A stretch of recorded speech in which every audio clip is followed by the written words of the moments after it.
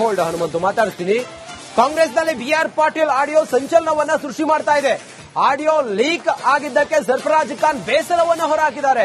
ಜಮೀರ್ ಆಪ್ತ ಕಾರ್ಯದರ್ಶಿ ಅಂತ ಹೇಳಿ ಹೇಳಲಾಗ್ತಾ ಇದೆ. ಸರ್ಫರಾಜ್ ಖಾನ್ ಅವರು ಮಾತನಾಡಿದ್ದಾರೆ ಅನ್ನುವ ಆಡಿಯೋ, ಬಿಆರ್ ಪಾಟೀಲ್ ಅವರ ಜೊತೆಗೆ ಮಾತನಾಡಿದ್ದಾರೆ ಅನ್ನೋ ಆಡಿಯೋ, ಈ ಭ್ರಷ್ಟಾಚಾರದ ವಿಚಾರವಾಗಿ ಮಾತನಾಡಿದ್ದಾರೆ ಬಿಆರ್ ಪಾಟೀಲ್ ಅನ್ನೋ ಆಡಿಯೋ ಇದೀಗ ವೈರಲ್ ಆಗಿರೋದ್ರ ಬಗ್ಗೆ, ಲೀಕ್ ಆಗಿರೋದ್ರ ಬಗ್ಗೆ ಸರ್ಫರಾಜ್ ಖಾನ್ ಜಮೀರ್ ಅಹಮದ್ ಖಾನ್ ಅವರ ಆಪ್ತ ಕಾರ್ಯದರ್ಶಿ ಬೇಸರವನ್ನು ಹೊರಹಾಕಿದ್ದಾರೆ. ಸರ್ಫರಾಜ್ ಖಾನ್ ಅಸಮಾಧಾನ ಹೊರಹಾಕಿದ್ದಾರೆ. ಅಧಿಕಾರಿಗಳ ಜೊತೆಯಲ್ಲಿ ಮಾತನಾಡಿದ್ದನ್ನ ರೆಕಾರ್ಡ್ ಮಾಡಿ, ಅಧಿಕಾರಿ ಜೊತೆಯಲ್ಲಿ ಮಾತನಾಡಿದ್ದನ್ನ ರೆಕಾರ್ಡ್ ಮಾಡಿದ್ದು ಸರಿಯಲ್ಲ. ಘಟನೆ ಬಗ್ಗೆ ಸಚಿವ ಜಮೀರ್ ಗಮನಕ್ಕೆ ತಂದಿದ್ದಾರೆ ಸರ್ಫರಾಜ್ ಖಾನ್.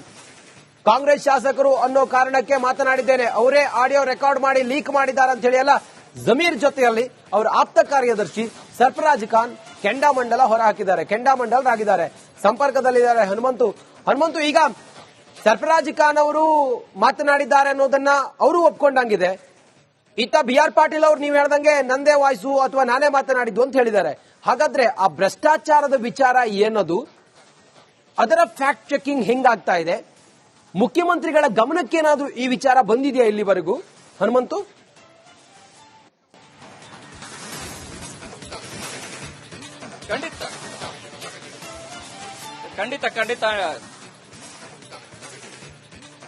ಖಂಡಿತ ರಂಜಿತ್, ಮುಖ್ಯಮಂತ್ರಿಗಳ ಗಮನಕ್ಕೆ ಈಗಾಗಲೇ ಬಿಆರ್ ಪಾಟೀಲ್ ರವರು ಕೂಡ ತಂದಂಗೆ ಕಾಣಿಸುತ್ತೆ. ಯಾಕೆಂತ ಹೇಳಿದ್ರೆ ಸಿಎಂ ಸಿದ್ದರಾಮಯ್ಯ ಅವರನ್ನ ಭೇಟಿ ಮಾಡ್ತೇವೆ ಅಂದ್ರೆ ನಾವು ಸಂಪರ್ಕ ಮಾಡುವಂತ ನಾನೀಗ ಬೆಂಗಳೂರಿನ ಭೂಸಂದ್ರದಲ್ಲಿರುವಂತಹ ಬಿಆರ್ ಪಾಟೀಲ್ ಅವರ ಮನೆ ಮುಂದೆನೇ ಇರುವಂತದ್ದು, ಅವರನ್ನ ಸಂಪರ್ಕ ಮಾಡುವಂತಹ ನಿರಂತರ ಪ್ರಯತ್ನಗಳನ್ನ ನಾವು ಮಾಡ್ತಾ ಇದ್ದೀವಿ. ಅವರು ಹೇಳಿರುವಂತದ್ದು ಏನಂತ ಹೇಳಿದ್ರೆ, ನಾವು ಸ್ವತಃ ಸಿಎಂ ಸಿದ್ದರಾಮಯ್ಯ ಅವರನ್ನೇ ಭೇಟಿ ಮಾಡಿ ಘಟನೆಯ ಬಗ್ಗೆ ವಿವರಣೆಯನ್ನು ಕೊಡ್ತೀನಿ, ಅದಕ್ಕೆ ಎಲ್ಲೆಲ್ಲಿ ಏನೇನು ಭ್ರಷ್ಟಾಚಾರ ಆಗ್ತಾ ಇದೆ ಅದನ್ನೆಲ್ಲವೂ ಕೂಡ ಕೊಡ್ತೀನಿ ಅನ್ನುವಂತ ಮಾತುಗಳನ್ನ ಹೇಳಿದ್ದಾರೆ. ಸಿಎಂ ಸಿದ್ದರಾಮಯ್ಯನವರು ಟೈಮ್ ಕೊಟ್ಟ ನಂತರದಲ್ಲಿ ಅವರು ಭೇಟಿಯಾಗಿ ಈ ಘಟನೆಯ ಬಗ್ಗೆ ವಿವರಣೆಯನ್ನ ಕೊಡ್ತಾ ಇದ್ದಾರೆ, ಕೊಡುವಂತ ಪ್ರಯತ್ನಗಳನ್ನ ಮಾಡ್ತಾರೆ. ಮತ್ತೊಂದು ಕಡೆಗೆ ಸರ್ಫರಾಜ್ ಖಾನ್ ಅವರು ಕೂಡ ಒಬ್ಬ ಜನಪ್ರತಿನಿಧಿಯಾಗಿ ಹಾಗೂ ಕಾಂಗ್ರೆಸ್ನ ಹಿರಿಯ ನಾಯಕರಾಗಿರುವಂತ ಕಾರಣಕ್ಕಾಗಿ ನಾನು ಮಾತನಾಡಿರುವಂತದ್ದನ್ನ ರೆಕಾರ್ಡ್ ಮಾಡಿ ಅದನ್ನ ಹೇಗೆ ಹೊರಗಡೆ ಬಿಟ್ಟರು, ಹಾಗಾಗಿ ಇದರ ಒಂದಷ್ಟು ತಾಂತ್ರಿಕವಾಗಿ ಒಂದಷ್ಟು ಸಮಸ್ಯೆಗಳು ಇರುವಂತ ಕಾರಣಕ್ಕಾಗಿ ಚರ್ಚೆಗಳನ್ನ ಮಾಡ್ತೇವೆ, ನಾವು ಕೂಡ ನೇರವಾದಂತಹ ಯಾವುದೇ ರೀತಿಯ ತೀರ್ಮಾನವನ್ನು ತೆಗೆದುಕೊಳ್ಳಕ್ಕಾಗಲ್ಲ, ಹಾಗಾಗಿ ಇಲಾಖೆಯ ಜವಾಬ್ದಾರಿಯಲ್ಲಿರುವಂತಹ ಜಮೀರ್ ಅಹಮದ್ ಅವರ ಗಮನಕ್ಕೂ ಕೂಡ ತರಲಾಗಿದೆ, ಜೊತೆಗೆ ಸರ್ಕಾರದ ಮುಖ್ಯ ಕಾರ್ಯದರ್ಶಿ ಅವರ ಗಮನಕ್ಕೂ ಕೂಡ ತರ್ತೇವೆ, ಮುಂದೆ ಏನ್ ಮಾಡಬೇಕು ಅನ್ನೋಂತಹ ಒಂದಷ್ಟು ಪ್ರಯತ್ನಗಳನ್ನು ನಾವು ಮಾಡ್ತೀವಿ ಅನ್ನೋ ಮಾತುಗಳನ್ನ ಹೇಳ್ತಾ ಇದ್ದಾರೆ. ಆದ್ರೆ ಒಂದಂತೂ ಸ್ಪಷ್ಟ ರಂಜಿತ್, ಇಲ್ಲಿ ಸರ್ಕಾರದ ಒಳಗಡೆ ಇರುವಂತಹ ಸರ್ಕಾರದ ಇಲಾಖೆಯ ಒಳಗಡೆ ಆಗ್ತಾ ಇರುವಂತಹ ಬ್ರಹ್ಮಾಂಡ ಭ್ರಷ್ಟಾಚಾರ ಏನಿದೆ, ಆ ಭ್ರಷ್ಟಾಚಾರವನ್ನ ಅಂದ್ರೆ ಕಾಸು ಕೊಟ್ಟವರಿಗೆ ಮನೆಗಳನ್ನ ಕೊಡುವಂತ ಪರಿಸ್ಥಿತಿ ನಿರ್ಮಾಣ ಆಗಿದೆ ಅಂತ ಹೇಳಿದ್ರೆ, ಈ ಸರ್ಕಾರದ ಮತ್ತೊಂದು ಭ್ರಷ್ಟಾಚಾರದ ಬಯಲು ಆಗ್ತಾ ಇರುವಂತಹ ಪರಿಸ್ಥಿತಿ ಈಗ ನಿರ್ಮಾಣ ಆಗ್ತಾ ಇರುವಂತದ್ದು ರಂಜಿತ್. ಹನುಮಂತು, ಇದೀಗ ಎಲ್ಲವೂ ಕೂಡ ಜಮೀರ್ ಅಹಮದ್ ಖಾನ್ ಅವರ ತಲೆ ಮೇಲೆ ತೂಗುಗತ್ತಿ ಅಲ್ವಾ? ಅವರದ್ದೇ ವಸತಿ ಇಲಾಖೆ, ಆ ವಸತಿ ಇಲಾಖೆಯಲ್ಲಿ ಆಗಿದೆ ಅನ್ನುವಂತ ಬ್ರಹ್ಮಾಂಡ ಭ್ರಷ್ಟಾಚಾರ ಅವ್ರ ತಲೆ ಮೇಲೆ ತೂಗುಗತ್ತಿ ಅಲ್ವಾ? 950 ಮನೆ ಅಂತ ಹೇಳಿದ್ರೆ ಇದು ಸಣ್ಣ ವಿಚಾರವೇ ಇದು ದುರ್ಗದ್?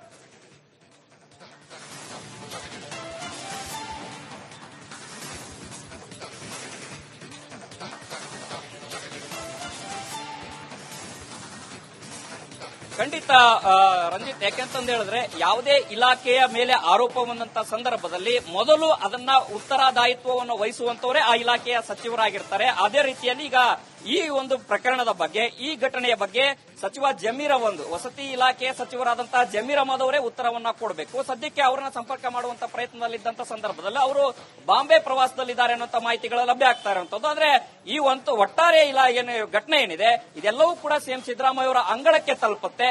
ಸಿಎಂ ಸಿದ್ದರಾಮಯ್ಯ ಅವರು ಇದರ ಬಗ್ಗೆ ಯಾವ ರೀತಿಯ ನಿರ್ಧಾರವನ್ನು ಕೂಡ ತೆಗೆದುಕೊಳ್ತಾರೆ ಅನ್ನೋಂಥದ್ದು ಒಂದಷ್ಟು ಕುತೂಹಲಕಾರಿ ಪ್ರಶ್ನೆಗಳು ಮೂಡ್ತಾ ಇರುವಂತದ್ದು ರಂಜಿತ್.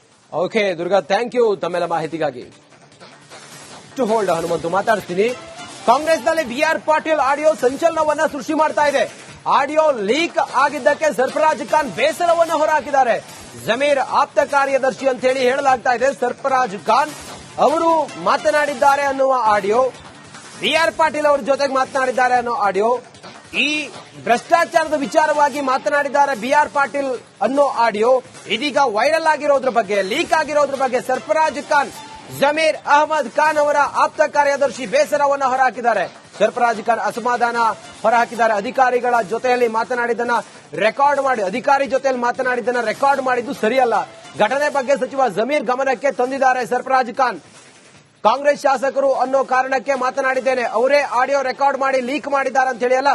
ಜಮೀರ್ ಜೊತೆಯಲ್ಲಿ ಅವರ ಆಪ್ತ ಕಾರ್ಯದರ್ಶಿ ಸರ್ಫರಾಜ್ ಖಾನ್ ಕೆಂಡಾಮಂಡಲ ಹೊರ ಹಾಕಿದ್ದಾರೆ, ಕೆಂಡಾಮಂಡಲರಾಗಿದ್ದಾರೆ. ಸಂಪರ್ಕದಲ್ಲಿದ್ದಾರೆ ಹನುಮಂತು. ಈಗ ಸರ್ಫರಾಜ್ ಖಾನ್ ಅವರು ಮಾತನಾಡಿದ್ದಾರೆ ಅನ್ನೋದನ್ನ ಅವರು ಒಪ್ಕೊಂಡಂಗಿದೆ. ಇತ್ತ BR ಪಾಟೀಲ್ ಅವರು ನೀವು ಹೇಳ್ದಂಗೆ ನಂದೇ ವಾಯ್ಸು ಅಥವಾ ನಾನೇ ಮಾತನಾಡಿದ್ದು ಅಂತ ಹೇಳಿದ್ದಾರೆ. ಹಾಗಾದ್ರೆ ಆ ಭ್ರಷ್ಟಾಚಾರದ ವಿಚಾರ ಏನದು, ಅದರ ಫ್ಯಾಕ್ಟ್ ಚೆಕಿಂಗ್ ಹೆಂಗಾಗ್ತಾ ಇದೆ? ಮುಖ್ಯಮಂತ್ರಿಗಳ ಗಮನಕ್ಕೇನಾದ್ರೂ ಈ ವಿಚಾರ ಬಂದಿದೆಯಾ ಇಲ್ಲಿವರೆಗೂ ಹನುಮಂತು?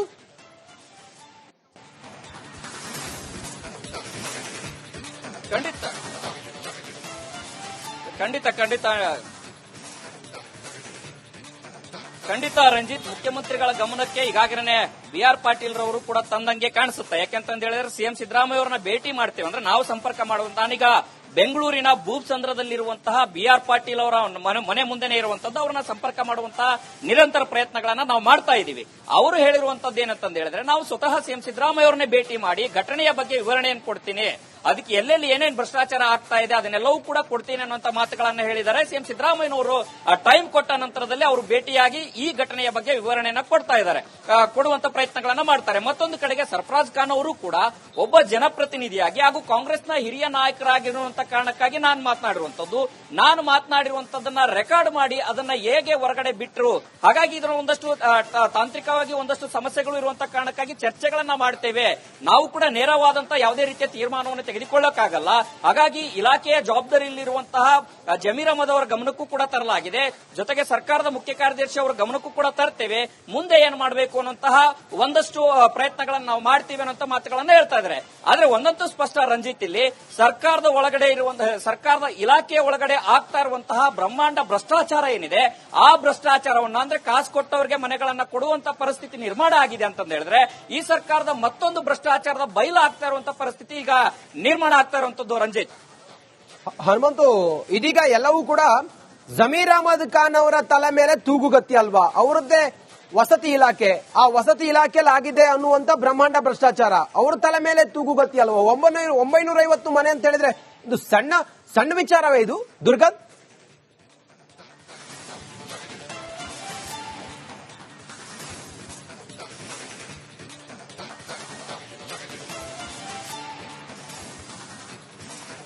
ಖಂಡಿತ ರಂಜಿತ್, ಯಾಕೆಂತಂದ ಹೇಳಿದ್ರೆ ಯಾವುದೇ ಇಲಾಖೆಯ ಮೇಲೆ ಆರೋಪ ಬಂದಂತ ಸಂದರ್ಭದಲ್ಲಿ ಮೊದಲು ಅದನ್ನ ಉತ್ತರದಾಯಿತ್ವವನ್ನು ವಹಿಸುವಂತವರೇ ಆ ಇಲಾಖೆಯ ಸಚಿವರಾಗಿರ್ತಾರೆ. ಅದೇ ರೀತಿಯಲ್ಲಿ ಈಗ ಈ ಒಂದು ಪ್ರಕರಣದ ಬಗ್ಗೆ, ಈ ಘಟನೆಯ ಬಗ್ಗೆ ಸಚಿವ ಜಮೀರ್ ವಸತಿ ಇಲಾಖೆಯ ಸಚಿವರಾದಂತಹ ಜಮೀರ್ ಅಹಮದ್ ಅವರೇ ಉತ್ತರವನ್ನ ಕೊಡಬೇಕು. ಸದ್ಯಕ್ಕೆ ಅವರನ್ನ ಸಂಪರ್ಕ ಮಾಡುವಂತ ಪ್ರಯತ್ನದಲ್ಲಿದ್ದಂತ ಸಂದರ್ಭದಲ್ಲಿ ಅವರು ಬಾಂಬೆ ಪ್ರವಾಸದಲ್ಲಿದ್ದಾರೆ ಅನ್ನುವಂತ ಮಾಹಿತಿಗಳು ಲಭ್ಯ ಆಗ್ತಾ ಇರುವಂತದ್ದು. ಆದ್ರೆ ಈ ಒಂದು ಒಟ್ಟಾರೆ ಘಟನೆ ಏನಿದೆ ಇದೆಲ್ಲವೂ ಕೂಡ CM ಸಿದ್ದರಾಮಯ್ಯ ಅವರ ಅಂಗಳಕ್ಕೆ ತಲುಪುತ್ತೆ.